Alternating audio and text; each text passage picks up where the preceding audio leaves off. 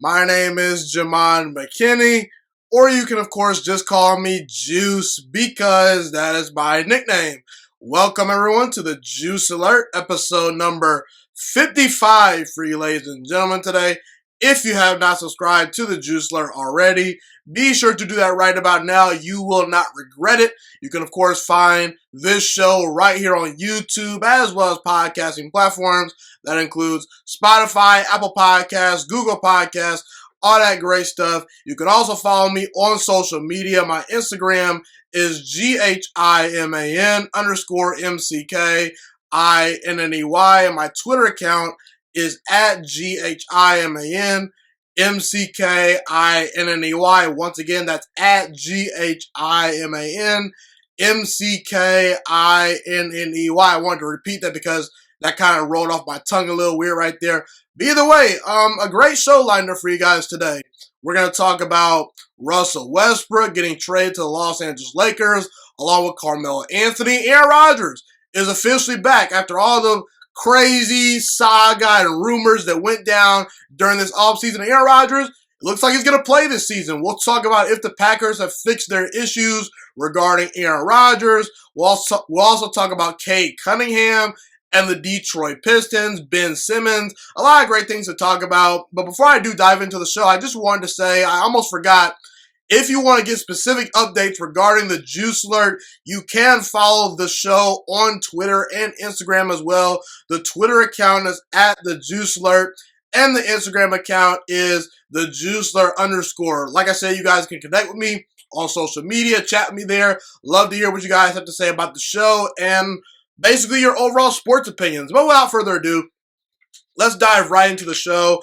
I want to kick things off here today by talking about Carson Wentz and the Indianapolis Colts. So as you all know, recently, the Indianapolis Colts, presumably starting quarterback Carson Wentz, was injured recently, and Carson Wentz is now out for roughly 5 to 12 weeks. He just recently had foot surgery. There was a piece of his bone that came loose in his left foot. So he just recently had foot surgery. It's a very serious injury. Like I said, he's out roughly 5 to 12 weeks. And I think that's kind of being generous on the Colts side of things. I really don't think Carson Wentz is going to return this season up until the later stages of the season. In fact, if the Colts are out of playoff contention by the time Carson Wentz is even cleared to play, I honestly could see them just shutting him down for the entire season because there's no point in playing Carson Wentz coming off an injury when you're not in playoff contention. You know what I'm saying? Really no point, Let's see what the other quarterbacks have on that roster, But there seems to be now a trend with Carson Wentz where some Eagles fans and some Carson Wentz truthers a couple of years ago wanted to deny the fact that he was injury prone. Well, the cat's out the bag, people. And again, I take no pleasure in saying this because I don't want Carson Wentz to go out there and get injured. I don't want any player to go out there and get injured. I want all players to have a fair chance to go out there and compete. Getting hurt sucks, okay? But here's the reality. Carson Wentz is injury prone. That's been proven.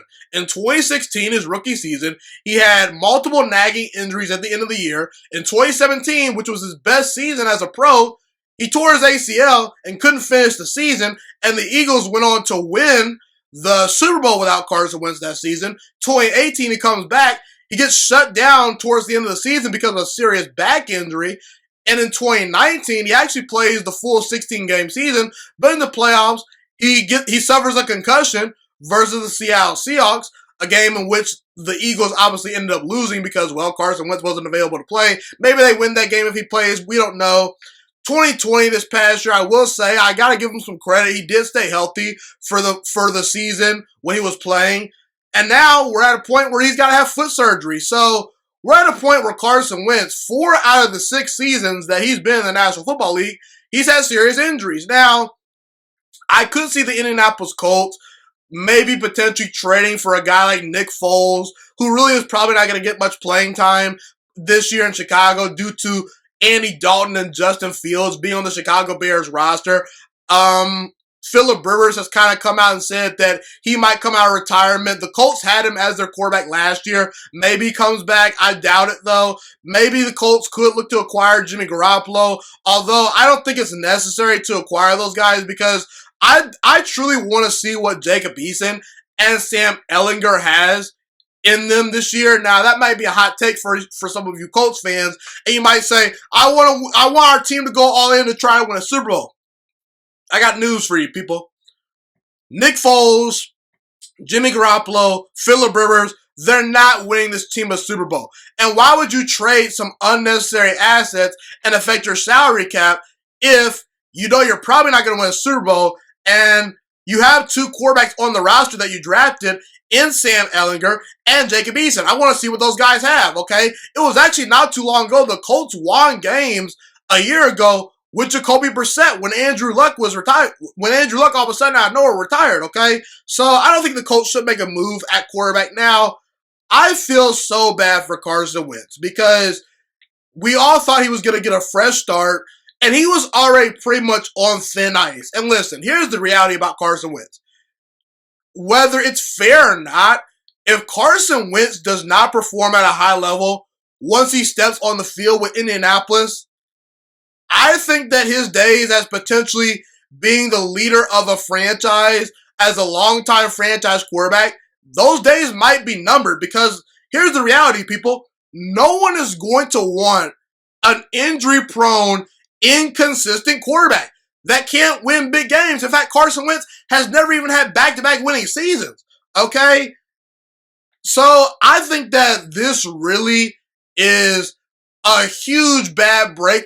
This is not good for Carson Wentz. His future with the Indianapolis Colts is definitely up in the air, and his future potentially as a legitimate starting franchise quarterback for a team where that team is going to potentially put their trust in him to be the guy for the next 5 to 10 years. I think that trust might be out the window as early as maybe next year. That's pretty much that's pretty crazy considering the fact that the Colts just traded for Carson Wentz, but that's a possibility. Now, the good news for the Colts is they have a chance to tread water until Carson Wentz comes back because the Colts, if you look at their roster, they have a great offensive line. Even though Quentin Nelson is hurt, that's another huge blow for the Colts. They've just had injuries pile up to them up to this point. They may be the 49ers from last year where San Francisco, they just had injury after injury after injury, you know, and all those injuries caught up to them, and they missed the playoffs. That could be the Colts this year. But you look at the Colts. They have a good offensive line. They have a really good running game led by Jonathan Taylor and two other really good running backs. They have a pretty solid defense. And I believe in Frank Wright and that coaching staff. I think Frank Wright as a head coach is pretty underrated. So I think the Colts have a chance, like I said, to tread water until Carson Wentz comes back potentially. But here's the thing. The problem for the Colts is the first 8 weeks of their schedule are absolutely brutal. And I felt it was going to be tough for the Colts to make it into the playoffs, even with Carson Wentz as their starting quarterback. And again, I got nothing against Jacob Eason and Sam Ehlinger, but or Nick Foles or whoever the Colts may try to bring in, but it's going to be hard to make the playoffs this season for Indianapolis because here's the thing. The first 8 weeks of their schedule for the 2021 season, it's absolutely brutal. Like I said, you have to play Seattle, the Rams, you're at Tennessee, at Miami, at Baltimore. You get the Houston Texans, which is probably a gimme win, you know, and then you play at the 49ers and then the Titans again. When you look at Seattle, the Rams, the Titans, the Dolphins, the Ravens, and the 49ers, I could see all of those teams potentially making it into the playoffs. Okay, the first 8 weeks of that schedule is brutal. And not to mention, the Colts also have to play against Buffalo and Tampa Bay and New England and Arizona later on in the season. So I don't think the Colts are going to make the playoffs this year. The schedule is way too brutal. I do believe they are by far and away the second best team in this division. If you had a healthy Carson Wentz, the gap between Tennessee and the Colts wouldn't be all that wide, but I did think Tennessee had the advantage coming into the year, even if Carson Wentz was healthy. But yeah, I think the Colts season is really starting to be kind of almost over right before our own eyes. And that's the reality of the NFL sometimes, Sometimes you just have a couple of bad breaks in training camp. The injuries start to pile up, and, by week 4 or 5, you realize this time around, we're probably not a playoff team. So unlucky break for Chris Ballard and the Indianapolis Colts. I feel so bad for Carson Wentz because I was truly rooting for him to turn his career back on track with the Colts. He was on a pretty good pace to potentially be a great franchise quarterback with the Eagles. If you look at his performance in 2017, if he was healthy for the entire season, he was going to win the league MVP, but he has not gotten close to that level ever since. He's had some injuries. He's had some inconsistent play. Hopefully, people thought that he would have a fresh start with the Indianapolis Colts. He really played awful last year in Philadelphia, so people thought that with a better coaching staff, better roster, maybe a fresh start for Carson Wentz, but unfortunately a bad break for him, man. That's how I feel about Carson Wentz and the Colts. Okay, I want to quickly circle back to Carson Wentz because it is now time to have a very honest and uncomfortable conversation about Carson Wentz. Here's the reality of Carson Wentz right now as we speak today, heading into the 2021 season, and really from this point going forward. 2 years ago, roughly about 2 years ago, after the 2019 season, when Carson Wentz put the Eagles on his back and led them to the playoffs, and by the way, he was very good that season. But a lot of people, kind of anointed Carson Wentz, and they said, oh, Carson Wentz, really talented quarterback.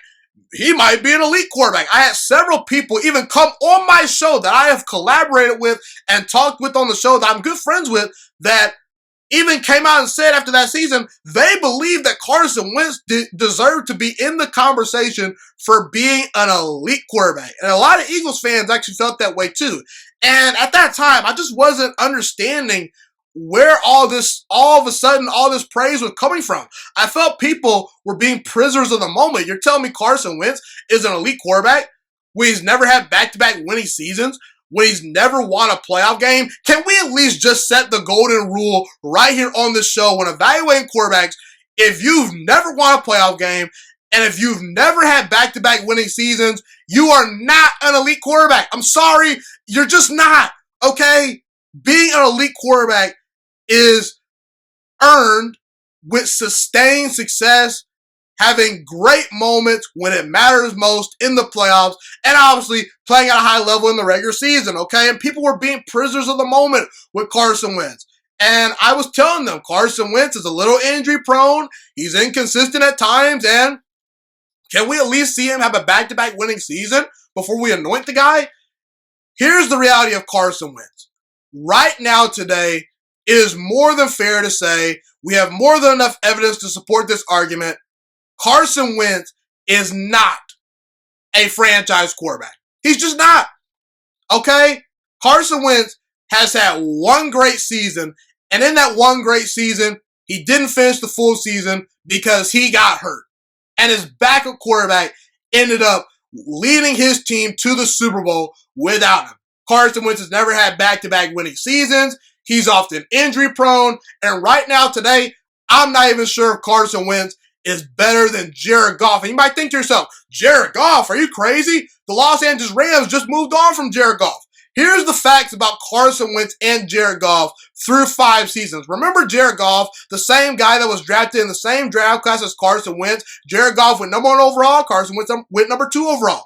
Jared Goff today, for all the struggles he's had with the Rams, right now today, compared to Carson Wentz, through 5 seasons, he has a better completion percentage, a better passer rating, more yards per game, has a better winning percentage, has won more playoff games, has been to a Super Bowl, and oh yeah, he's actually had back-to-back winning seasons, something Carson Wentz has not had yet up to this point. And let's just throw out Jared Goff, because I know some of you are going to come at me and say, Carson Wentz is way more talented than Jared Goff. It's not crazy to think that Carson Wentz, when at his best, he's better than Jared Goff, okay? But in comparison to, I don't know, quarterbacks like Patrick Mahomes, Aaron Rodgers, Russell Wilson, Tom Brady, Deshaun Watson, Lamar Jackson, Josh Allen, it's not even close. Those guys are much, much better than Carson Wentz. And I'd argue that Justin Herbert is much better than Carson Wentz. Right now, today, if Justin Herbert and Carson Wentz were on the same roster, who do you believe is going to start? My money's on Justin Herbert. Kyler Murray, let's look at him. Who do you think is going to start right now between Kyler Murray and Carson Wentz? My money's on Kyler Murray. Between Matthew Stafford and Carson Wentz, right now today, who do you believe is going to start? I think Matthew Stafford would start over Carson Wentz right now today. And not to mention guys like Joe Burrow, Baker Mayfield, Dak Prescott, Matt Ryan, even Justin Fields and Trevor Lawrence. Right now, I'd rather have those guys than Carson Wentz, okay? Because Carson Wentz is just way too inconsistent. You even look at a guy like Ben Roethlisberger. Ben Roethlisberger had an excellent season last year, had no run game, had a bunch of young wide receivers, not a great offensive line, and Ben Roethlisberger won 12 games and led the Pittsburgh Steelers to the playoffs. He had one of his most efficient seasons ever, and that was considered a down year for Ben Roethlisberger. Ben Roethlisberger has been to multiple Super Bowls, has won multiple Super Bowls. I'd take Ben Roethlisberger over Carson Wentz in a heartbeat right now, okay? So, at some point, people, look, I just named you roughly 17 quarterbacks that right now today I would either take over Carson Wentz or I would definitively say that guy's better than Carson Wentz. At some point, when you get to the 17, 18, 19 to 20 range, that's where you got to draw the line. All 32 starting quarterbacks in the NFL right now are not long-term franchise quarterbacks.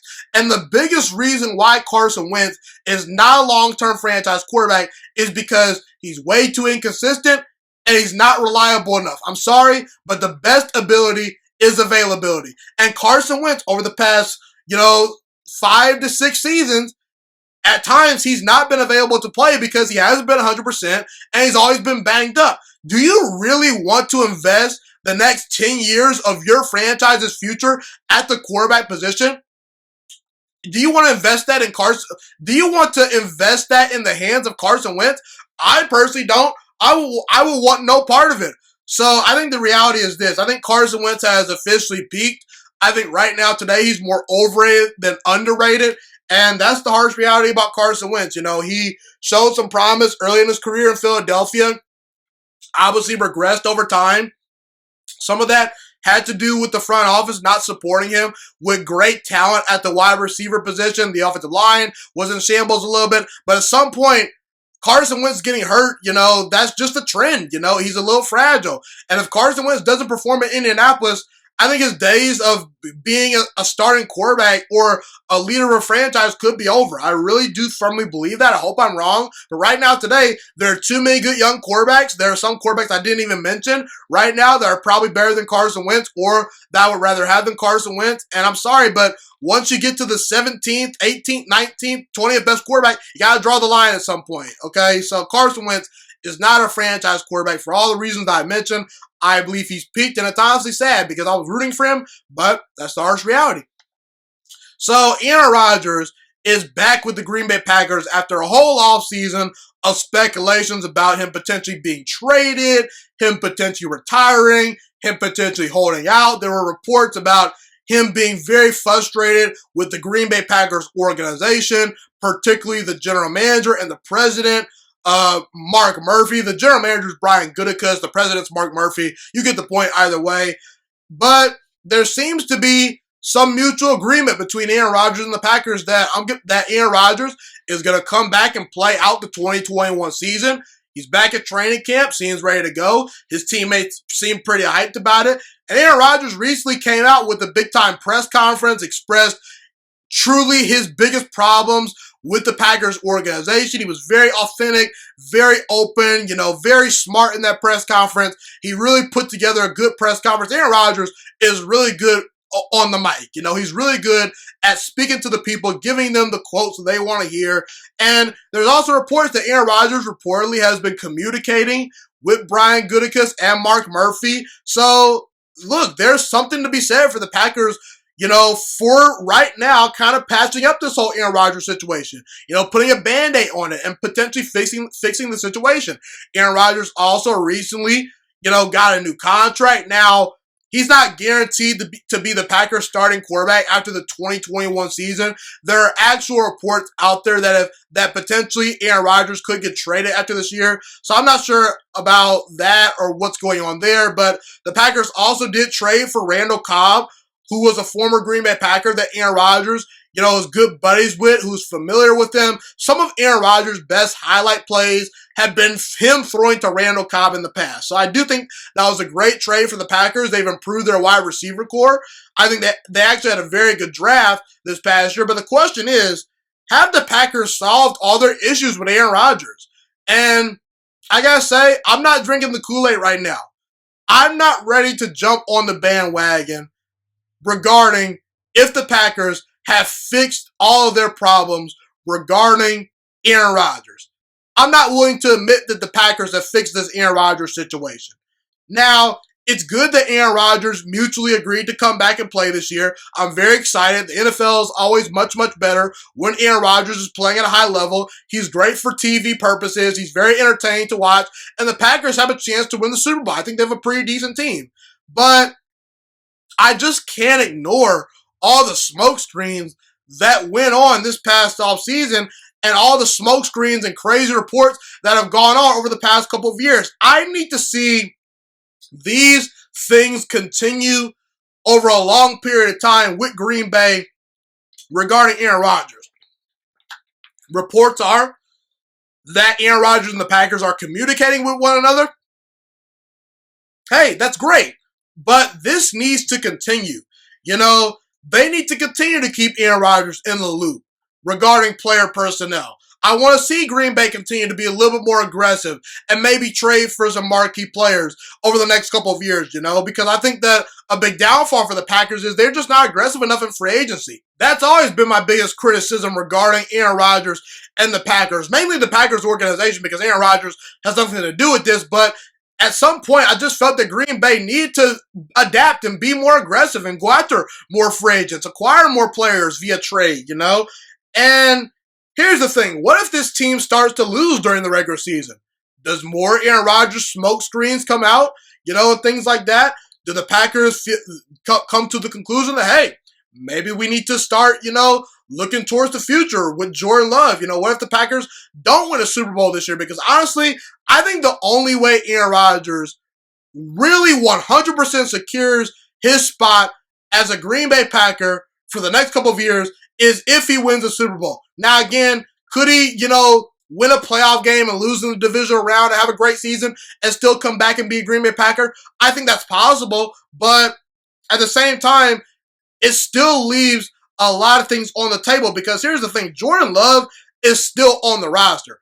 And we're going to have preseason games this year to evaluate Jordan Love. What if Jordan Love kills it in the preseason games and the Packers disappoint in the playoffs? Green Bay right then and there could say, hey, we're going to rip the Band-Aid off. Jordan Love's on a rookie contract. We believe in the guy. Bye, Aaron. It was a great 13 to 14-year run with you, as a starting quarterback. But also you could look at it from this perspective. I truly believe that Aaron Rodgers is not threatened by Jordan Love because if he was threatened by Jordan Love, I don't think all these smoke screens would have been coming out this year. I think Aaron Rodgers would have been at these little mini camps and OTAs and things like that from the jump because if he knew Jordan Love was the real deal, he probably wouldn't have made things tough on Green Bay because if he felt that Jordan Love was the guy, he'd be on his P's and Q's and he'd not allow Jordan Love any opportunity to impress the coaching staff. So I could see a situation where, Green Bay, they just bail on Jordan Love and say, hey, we whiffed. It was a mistake, which I believe it was, to draft Jordan Love. I felt that at the time, Green Bay should have gone all in to try to add to the roster to compete for a Super Bowl rather than preparing for the future because I felt Aaron Rodgers has several great years left. And quite frankly, I think I'm going to be proven right. So there's a lot of unknowns with Green Bay. It's a really weird situation still up to this point. I just think that the relationship between Aaron Rodgers and the Packers is good for now. But you've seen in the past, you guys probably have probably had a friend in the past where 1 minute they were fighting with their girlfriend, then the next minute it's all good and dandy for the next couple of months. Then something comes up, they blow it, they're back to their old ways, and then it's over, you know? So I don't know how this Aaron Rodgers situation is going to pan out. I think there's a lot of pressure on Aaron Rodgers to potentially win a Super Bowl this year or at least make another deep playoff run if he wants to stay in Green Bay. Because if Aaron Rodgers wins another league MVP or wins another Super Bowl with the Packers, there's just no way on earth you can move on from that guy immediately. So I'm interested to see how the situation plays out in Green Bay, but I'm not willing to jump on the bandwagon that, oh, Green Bay's organization, they fixed their problems. They're a well-run organization. And I don't think Green Bay is necessarily a dysfunctional organization, but I still think there are some flaws to how they do business and things like that. Now, again, I do like the fact that they went out and got Randall Cobb and that they've been communicating with Aaron Rodgers. That's great, but I want to see more of that, and I'm just not willing to admit that the Packers have completely solved all their issues with Aaron Rodgers because, well, there's still a lot of unknowns. So that's how I'll leave that topic right there.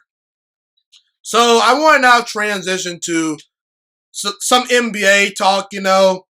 Russell Westbrook. Russell Westbrook recently was traded away from the Washington Wizards, and now he is a member of the Los Angeles Lakers. The Washington Wizards agreed to trade Russell Westbrook and second-round picks in the 2024 and 2028 NBA draft to the Lakers for Kyle Kuzma, Contavious Caldwell-Pope, Montrezl Harrell, and the number 22 overall pick, which has since turned into Isaiah Jackson, who was recently traded to the Pacers on draft night. Now, I really don't care that much about the Wizards. They're just tearing things down. I kind of feel bad for Bradley Beal because he's voluntarily said he wants to stay in Washington. And while they could sneak into the playoffs next year, I'm just not confident that guys like Kyle Kuzma, Montrezl Harrell, guys like that, Contavious Caldwell-Pope, I'm not confident that these guys are high-end players. They recently added Spencer Dinwiddie. He's a nice player, but I don't think Washington is going to be in the championship picture anytime soon. I want to focus in on the Lakers. Now, there's a lot of directions this Russell Westbrook, trade could go. It could be really good for the Lakers, or it could end up being really bad for the Lakers. However, my gut tells me that this is a great trade for the Los Angeles Lakers. Okay, the Los Angeles Lakers now have LeBron James, who's still an elite player, okay, despite his older age. They still have Anthony Davis, who's one of the best big men in the game right now. And now you have Russell Westbrook. That's 3 all-star level plus players at your disposal. And anytime you usually have 3 all-star level players, and not just regular all-stars like a Chris Middleton, I'm talking about guys that could potentially be in the MVP conversation. I could see LeBron James still being in the MVP conversation. Same thing with Anthony Davis. Russell Westbrook has won a league MVP in the past, has won a scoring title in the past. He's been one of the best point guards in the NBA over the past couple of years. If you usually have 3 of those guys on your roster, history shows you usually win a championship. You look at the Golden State Warriors when they had Kevin Durant, Steph Curry, Klay Thompson, Draymond Green. They won a championship. The Miami Heat, LeBron James, Dwayne Wade, Chris Bosh, they won multiple championships. The Boston Celtics, Ray Allen, Kevin Garnett, Paul Pierce, they won a championship. So I really think the Los Angeles Lakers have a lot of star power, and a lot of people felt the Lakers should have went after Buddy Hield because they felt Buddy Hield was a really good shooter and that he might have been a better fit than Russell Westbrook. Now, again, let me just say this. I think Buddy Hield is an excellent player. He's very underrated, and so far he's had a really good career up to this point. He can get you 20 points on any given night, no doubt about it. But usually history shows that the talent will figure itself out. I'm more about acquiring talent rather than looking at what fits in the NBA. Because a lot of people talked about when the Brooklyn Nets traded for James Harden. Oh, there's only one basketball. James Harden, Kevin Durant, Kyrie Irving, not going to work. If it were not for injuries, you can make the argument the Brooklyn Nets would have won the championship this past year in 2021. It worked. The talent was just so overwhelmingly good that it didn't matter about lack of chemistry. It didn't matter at times about lack of defense. It just worked, okay? And the thing about Buddy Hield is this. He's never even played in a single playoff game. LeBron James, the clock is ticking on his career, okay? I believe he's going to be in his 19th season this year, 18th or 19th season. The bottom line is LeBron James is at the very tail end of his prime. He's at max going to play probably another 3 to 5 seasons. That's my guess, okay? So you don't have time to waste. You need proven commodities on your team. And while Russell Westbrook has had his share of very, very, very low lights in the playoffs, he's played in the NBA Finals before.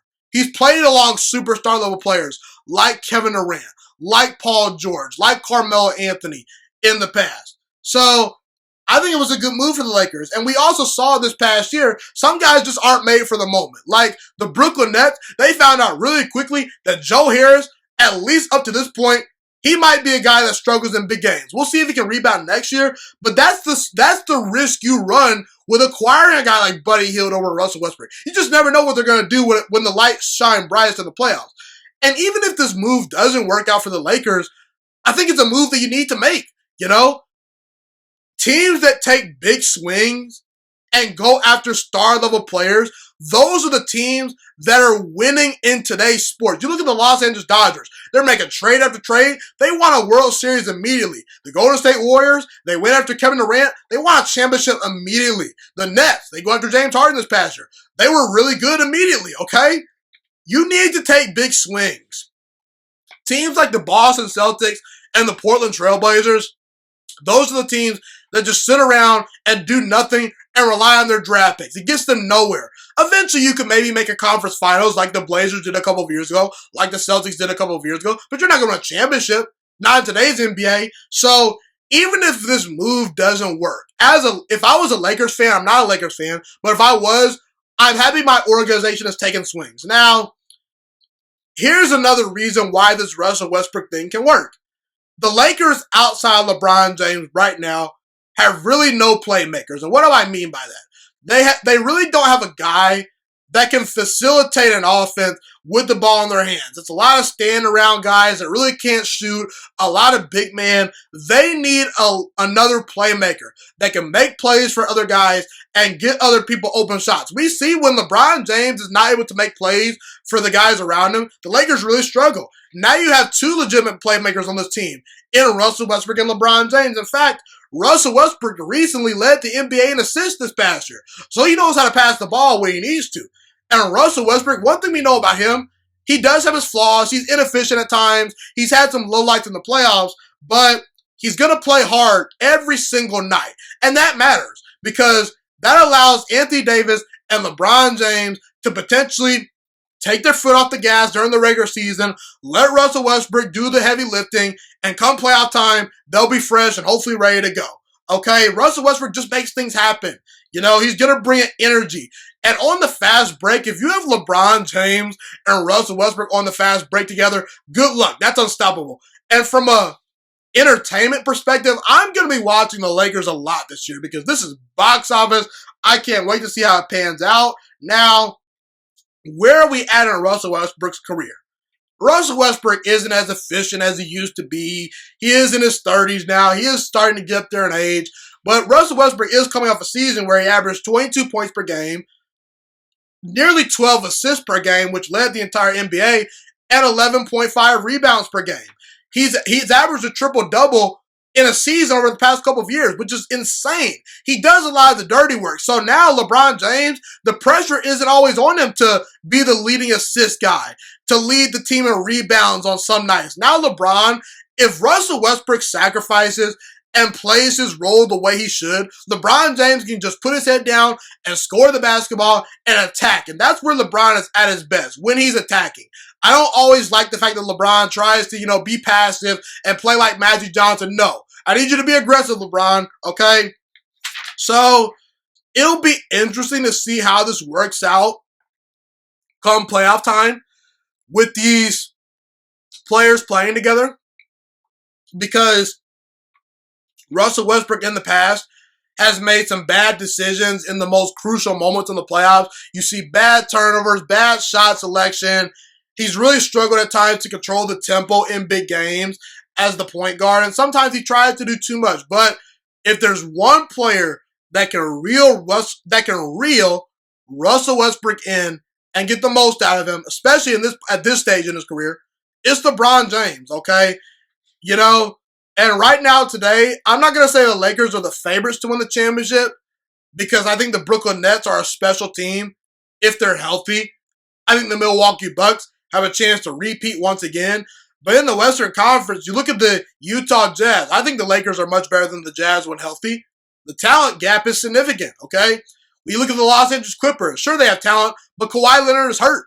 For this upcoming season, I favor the Lakers over the Clippers just because well, Kawhi Leonard's not there. They're not beating a healthy Lakers team led by LeBron, Anthony Davis, and you add Russell Westbrook. The Phoenix Suns, maybe they could challenge the Lakers, but I think that honestly, if the Lakers were healthy this past year, they could have potentially beaten Phoenix in the playoffs. And you look at the Denver Nuggets, I like Michael Porter Jr., I like Jamal Murray, I like what Nikola Jokic brings to the table, but there's still a gap in talent between them and the Lakers. The Golden State Warriors, we'll see, but I think the Lakers should be the favorites to come out of the Western Conference. I really do believe that. So, with the addition of Russell Westbrook, I believe that it's a great move, and I could see a potential championship if Russell Westbrook plays his game and works things out. However, I also could see this thing imploding and not working out at all, but at least the Lakers took a big swing. We'll see if they put the barrel on the ball with this one. So, I also want to talk about Carmelo Anthony.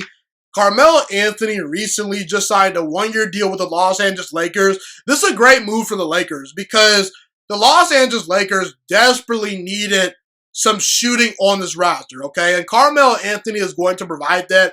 Of course, you have LeBron, Anthony Davis, and Russell Westbrook, but all those guys primarily get their points in the paint. You need some guys to space out the floor, and Carmelo Anthony is capable of knocking down some mid-range shots and shooting the ball, shooting really good from three-point range. In fact, Carmelo Anthony shot 40% from three-point range this season.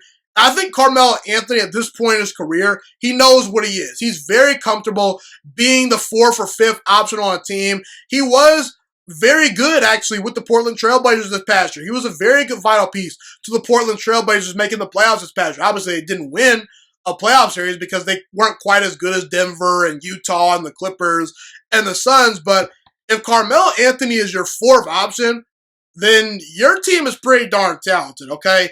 And at this point in Carmelo Anthony's career, he's made all the money that he wants to make. He's got the endorsement deals.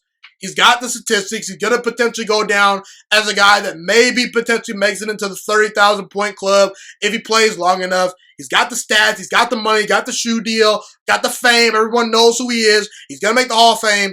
Carmelo Anthony right now is playing to try to win a championship. And it's a one-year deal, so we'll see what happens. But Carmelo Anthony has a great chance to win a championship with the Lakers.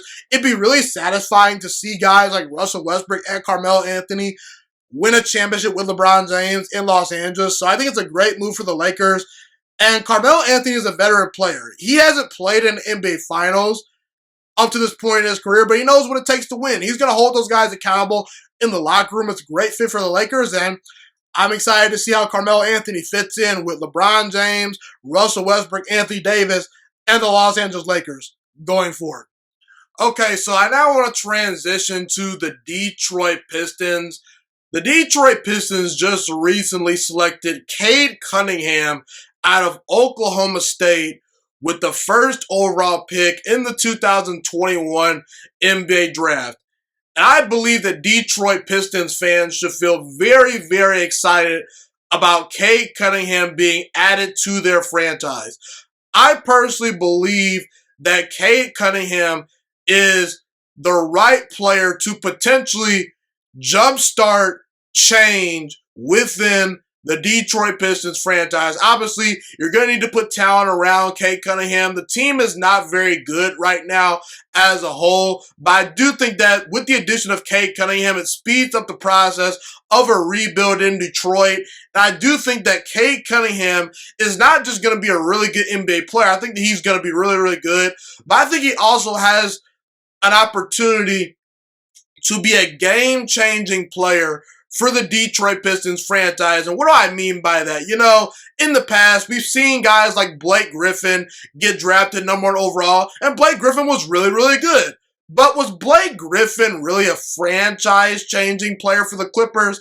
I don't think he was necessarily a transcendent franchise-changing player. He was really, really good, but I think that Cade Cunningham is in that tier of really special, really talented players that if you put that guy on your team, once he fully develops into the player we know he can become, he's going to be one of the most valuable assets in the entire NBA.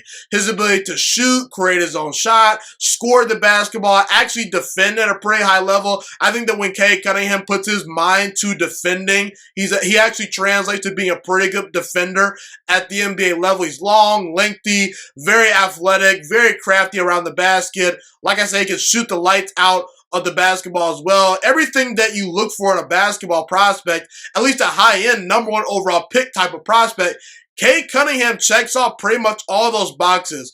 The one question you do have about Cade Cunningham is some people question his motor a little bit at Oregon State. I'm sorry, not Oregon State, Oklahoma State, pardon me.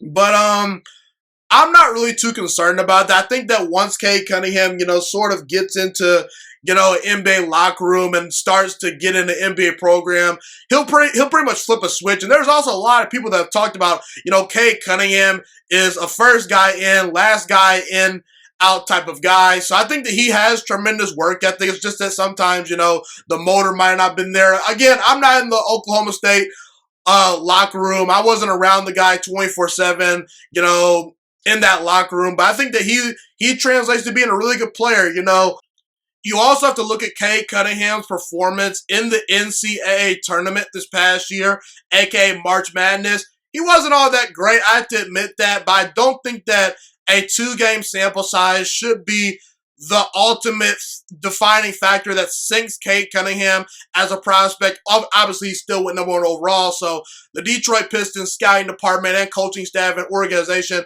obviously didn't see a whole lot of red flags in those games. Sure, you would have liked to see him play better. That is a little bit concerning, but I think overall those 2 games do not define Cade Cunningham. I actually think that those 2 games could really motivate him to get better and really work on his craft in his game, He finally, hit a little bit of adversity. We'll see if he responds, But overall, like I said, I feel really good about Cade Cunningham. And at Oklahoma State, he did not play with a whole lot of NBA guys. He was able to elevate that team and allow them to get to the NCAA tournament this past year. He was the leader and the driving force of that team. So I think Cade Cunningham, like I said, I'm sold on him. Will he end up being the best player in this draft? Only time will tell. Obviously, you have to pay attention to guys like Jalen Green, who went number 2 overall to the Houston Rockets. He has a chance to be a really good player. But even if Cade Cunningham doesn't end up becoming the best player in this draft, I think that he was a very safe pick. I think the Detroit Pistons fans and the Detroit Pistons organization overall, when we look back 10 to 15 years from now, we're going to say this was a really good pick. I think Cade Cunningham could be a really transcendent player in the NBA. I could see him averaging anywhere from 25 to 26, 27 points per game on most of his good seasons once he hits his full stride. I think he's an underrated playmaker and passer, and he potentially could develop into becoming the best player on a championship team. I think Cade Cunningham has that much star potential. I think he's going to be a really good player. I think the Detroit Pistons should be very excited about Cade Cunningham. I'm very excited to see what he brings to the table. And I think as a rookie, he can come in and hold his own in the NBA. I think that he should be amongst one of the favorites to win Rookie of the Year. And I'm very excited to see what Cade Cunningham brings to the table at the NBA level. So recently, the Phoenix Suns re-signed Chris Paul to a 4-year, $120 million deal. Now, what this deal tells me is that Chris Paul is going to finish his career with the Phoenix Suns.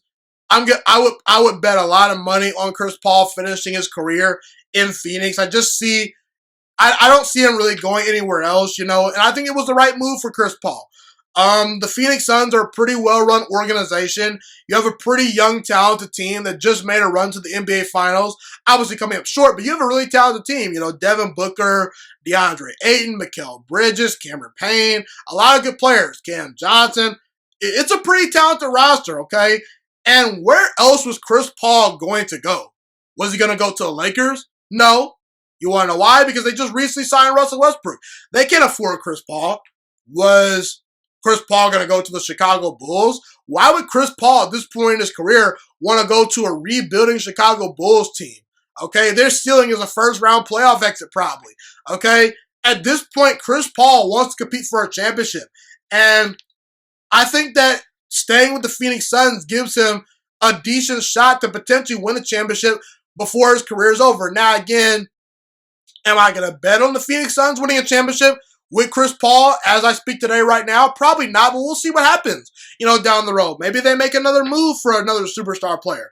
I will say, if you're the Phoenix Suns, this is a deal that you want to make happen just because Chris Paul, he brings tremendous leadership to that locker room. And while the Phoenix Suns were a very talented roster, they really needed a guy like Chris Paul to bring in leadership and to be the point guard that puts it all together. And he's going to hold those guys accountable, He's not going to allow those guys to have success go through the backside of their head. He's going to hold those guys accountable. And Chris Paul is 36 years old. He'll be 40 years old by the end of the deal.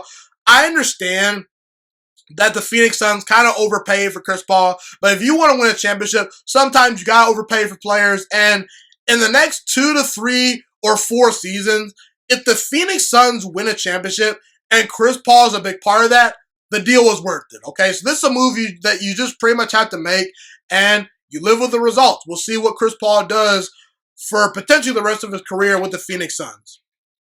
Okay, everyone, I'm going to take a short break. When I return, I will talk about the current state of the quarterback position for the Indianapolis Colts. You got Jacob Eason and Sam Ehlinger battling it out potentially to be the next Indianapolis Colts franchise quarterback. If Carson Wentz is hurt, we'll talk about those two players. We'll also talk about Ben Simmons, and then we will end the show. Don't go anywhere, people. I will be right back. This is Jamal McKinney, and you're listening to the Juice Alert.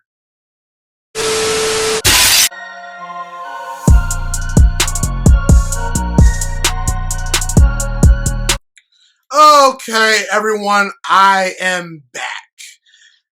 And I want to talk about Jacob Eason. Jacob Eason, if you don't know who he is a quarterback that currently plays for the Indianapolis Colts. He was a 4th-round pick in the 2020 NFL Draft. The quarterbacks that were drafted ahead of him were Joe Burrow, Tua Tagovailoa, Justin Herbert, Jordan Love, and Jalen Hurts. Now, I'm very intrigued by Jacob Eason. If you don't know who Jacob Eason is, like I said, he's a former college quarterback that was drafted by the Colts. I felt that as a prospect, he was much more underrated than overrated. I saw this guy making incredible throws at Washington, this big, strong quarterback named Jacob Eason. I said to myself, why are not more people talking about him? I know Tua, is a good player. I know Justin Herbert has a lot of talent. I know Joe Burrow's great, but we might need to start talking about Jacob Eason because if this guy lands with a really good team, he could really become a pretty good franchise quarterback. I truly believe that when I was scouting him coming out of Washington. If you don't know Jacob Eason, he did start his college football career at Georgia. He did have to transfer away to Washington just because he got hurt at Georgia. Then he lost his starting job to Jake Fromm. Okay, and so I want to talk about Jacob Eason, kind of what I think he could bring to the table for the Colts. And potentially if he's their future franchise quarterback, Look, when you look at Jacob Eason, there's a lot to like with this guy, okay? He has elite size and elite arm strength. Jacob Eason is 6'6", 231 pounds, and he has an absolute cannon for an arm. His arm strength is off the charts. If you're just talking about from an arm strength perspective, from just how powerful your arm is, I can make the argument right now that Jacob Eason has one of the 5 most powerful and strongest arms right now today in the NFL. I'm not saying he's a top 5 quarterback, but just from a talent perspective, based on the throws he can make, how much power and how much torque he can create with his arm, his ability to throw the deep ball, it's off the charts, okay? He can make a lot of big plays. And Jacob Eason right now today is only 23 years old, and you're not paying Jacob Eason hardly any money. based on quarterbacks and their salaries today, Jacob Eason is dirt cheap because he's a 4th round pick. It's kind of like there's a little bit of a Dak Prescott quality here, where Dak Prescott was a 4th round pick and the Cowboys were getting discounts for years and years. That's why I didn't understand why they were so hesitant to pay him, because, well, you begin to discount for the last 4 to 5 seasons, Dallas, you know what I'm saying?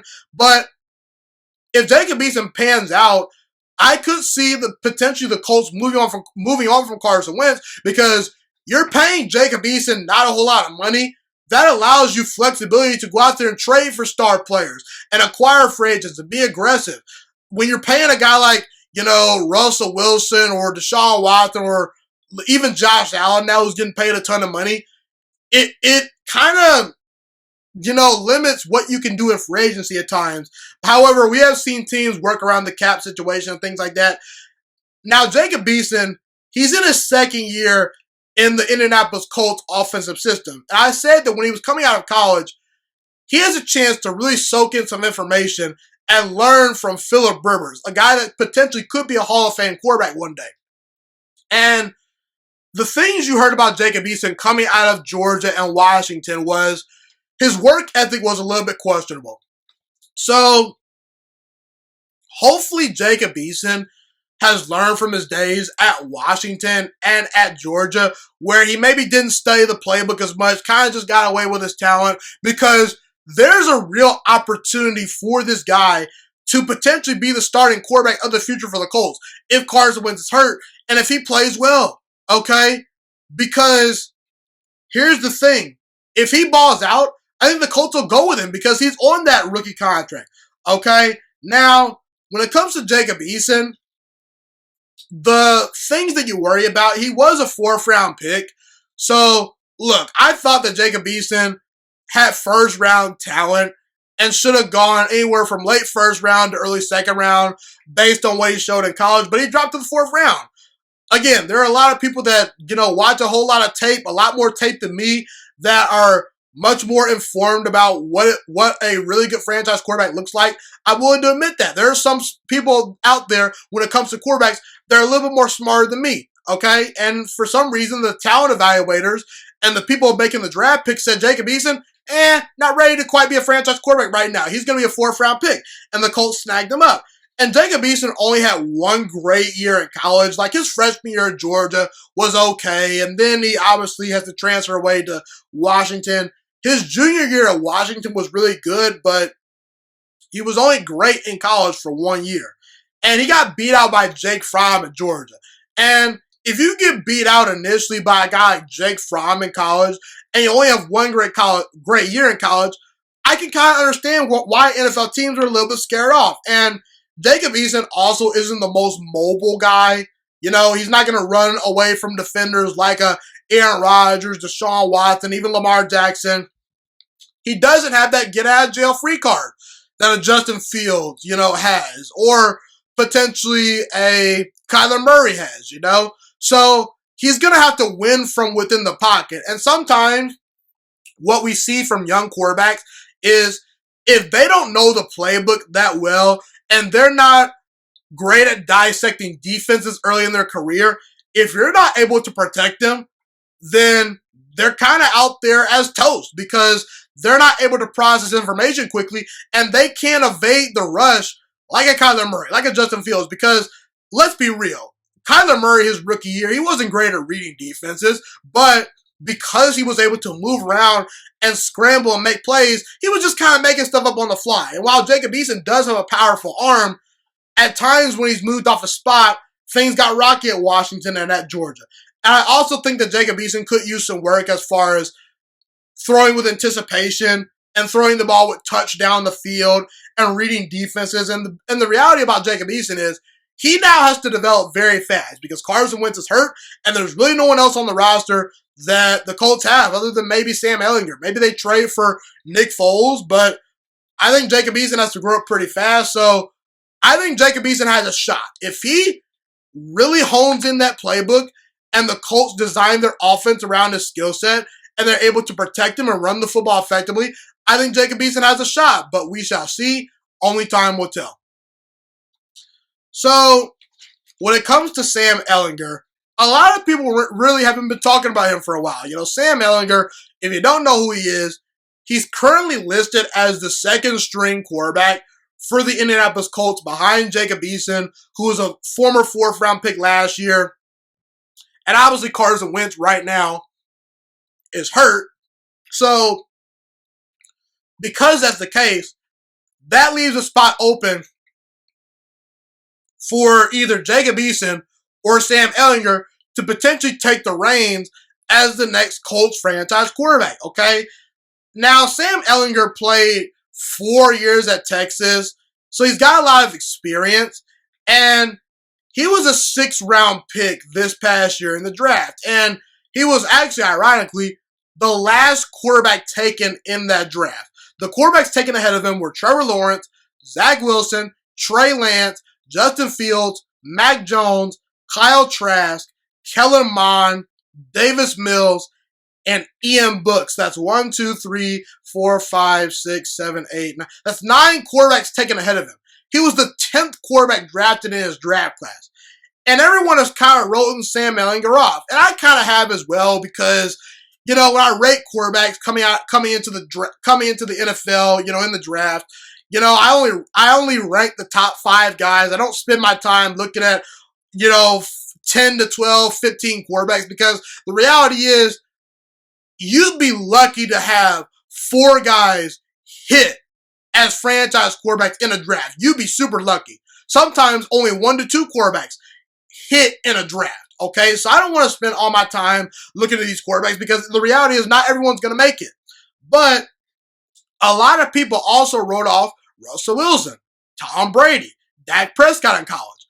Guys that were pretty good in college that were, for whatever reason, looked over and passed upon for really odd reasons. Russell Wilson because of his height, you know, Tom Brady because he's not the greatest athlete in the world, and Dak Prescott because he had a limited skill set coming into the NFL, you know?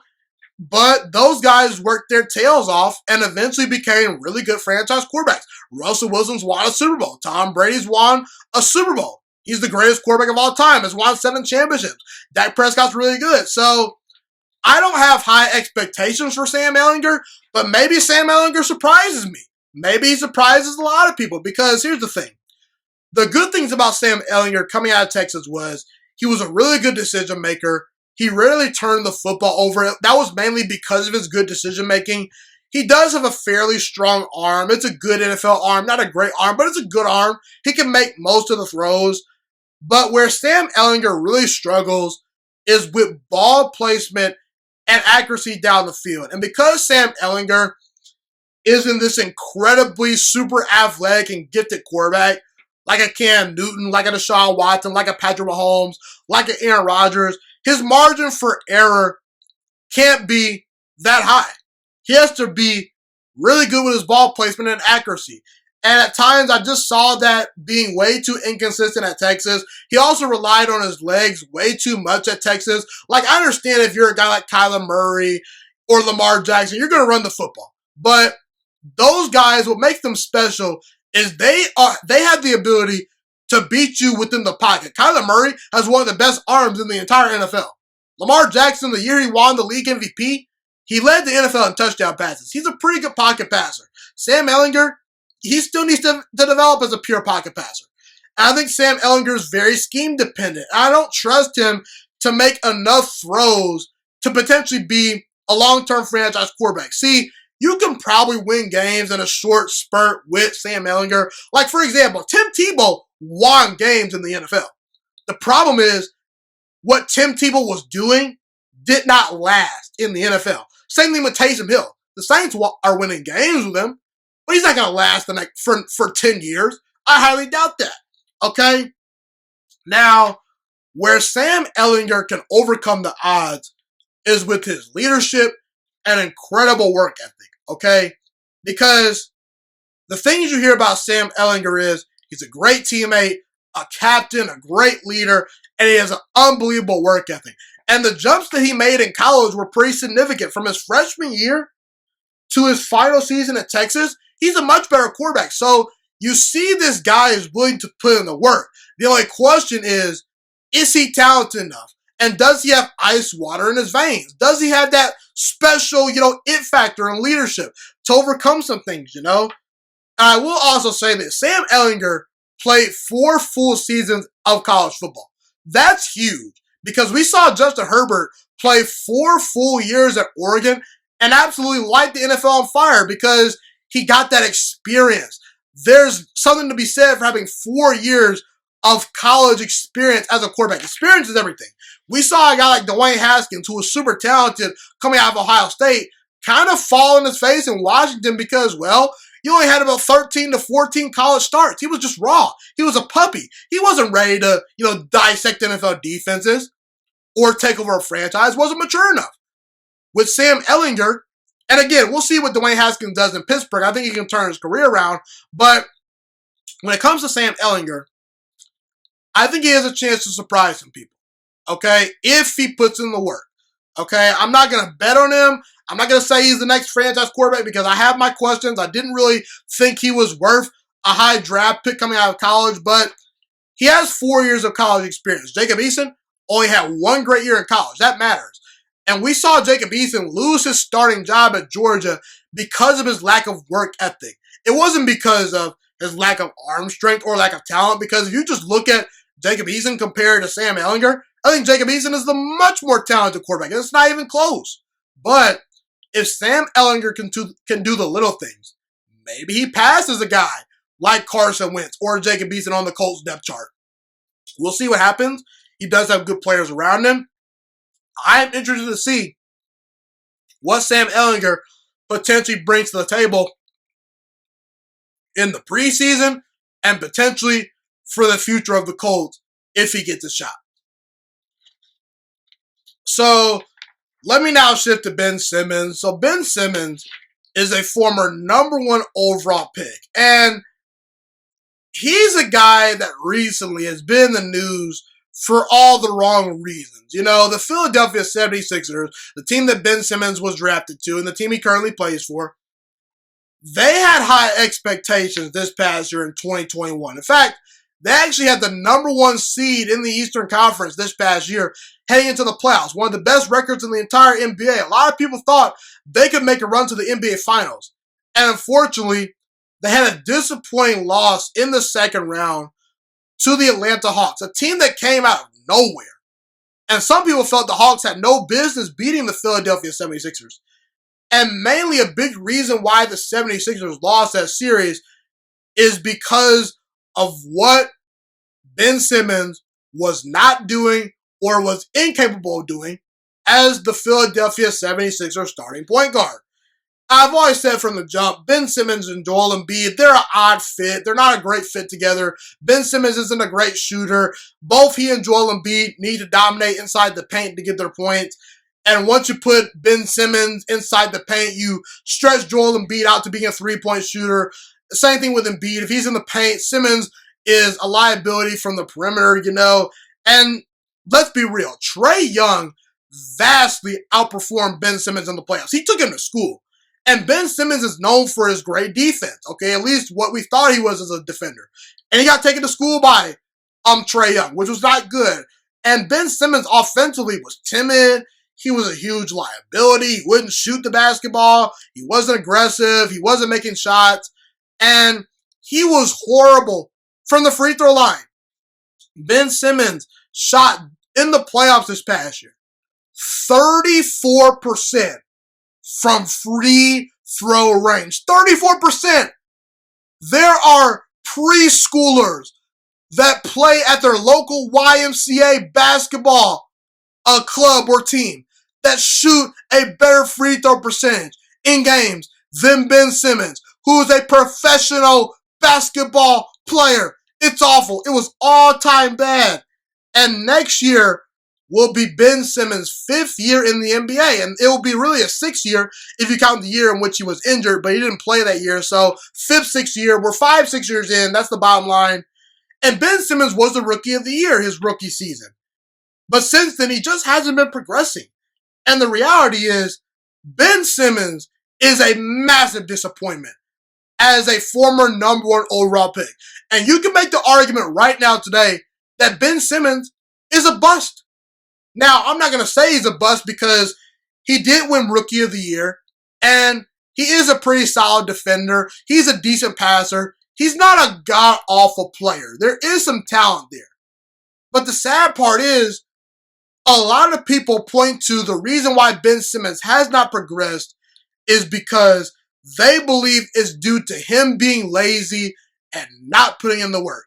And it's so sad when a guy that has all the talent in the world just doesn't put in the work. It'd be one thing if Ben Simmons was, I don't know, Anthony Bennett. Okay, everyone knew.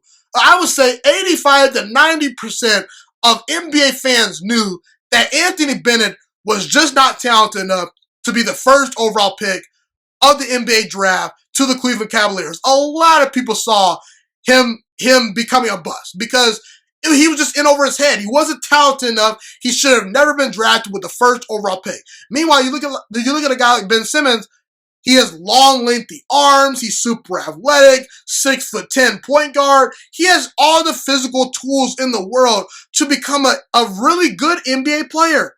And apparently there are reports that he just likes to party. He's last guy in, first guy out type of guy. He's hanging out with the Kardashians, all the time. And it's really sad because you look at guys like Giannis Antetokounmpo, who continue to get better and better every single season. Giannis, he went from like a 6-point per game scorer his rookie year to an NBA champion within a matter of 5 to 7 seasons. Russell Westbrook, his rookie year to what he is now, whole different player. Kawhi Leonard, he has taken leaps that have been tremendous. Anthony Edwards was getting better and better every single game as a rookie. Every single game. It seems like Anthony Edwards was getting better and better. Chris Middleton developed into a really good player on a championship team. He was a role player to start his career. There are no excuses for Ben Simmons. And if Ben Simmons has some type of condition where his body doesn't function right or a medical condition, then God bless you, Ben Simmons. I'm sorry for, making this segment right here. But there's been no reports that Ben Simmons has any disabilities, has any physical limitations. It seems like the guy is good to go. He's fully healthy. And he just hasn't been putting in the work. Ben Simmons is a massive disappointment. There were some people that literally came out and said Ben Simmons could potentially be the next LeBron James.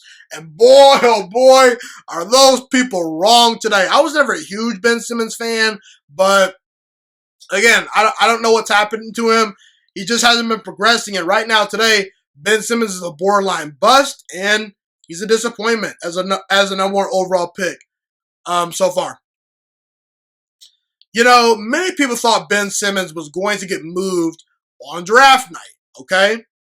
And what I mean by that is the Philadelphia 76ers were looking to trade away Ben Simmons potentially on draft night. And the reality is that the interest in Ben Simmons right now today is not that high amongst NBA teams. And, once the Philadelphia 76ers lost in the playoffs, and everyone saw how bad Ben Simmons was playing, everyone rushed to Twitter and said, oh, you gotta trade Ben Simmons. It's not working. Bad fit. And my takeaway from everyone going crazy on Twitter is this. Where have you guys been? How come we are just now coming to this conclusion? I've been arguing for years, at least the past year or so. I've been arguing for at least over a year that the Philadelphia 76ers need to trade Ben Simmons while he still has value. Okay? I've been saying that for the past year.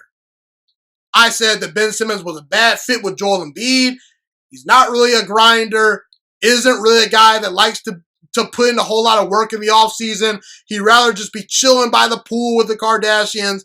It's just not a great fit in Philadelphia. They need more shooting. Trade Ben Simmons while he still has value. But now everyone is realizing what I realized, that Ben Simmons isn't that guy. He doesn't have that it factor. He's an overrated player.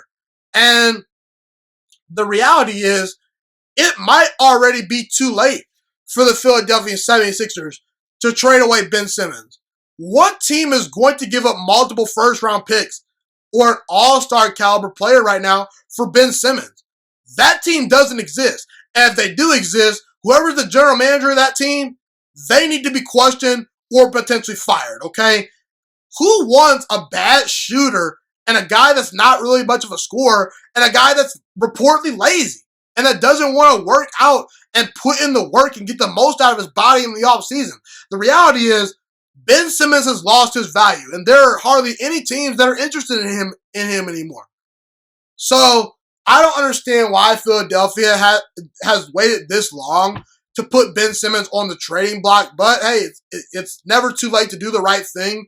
You know what I'm saying? The old saying is it's never too late to do the right thing.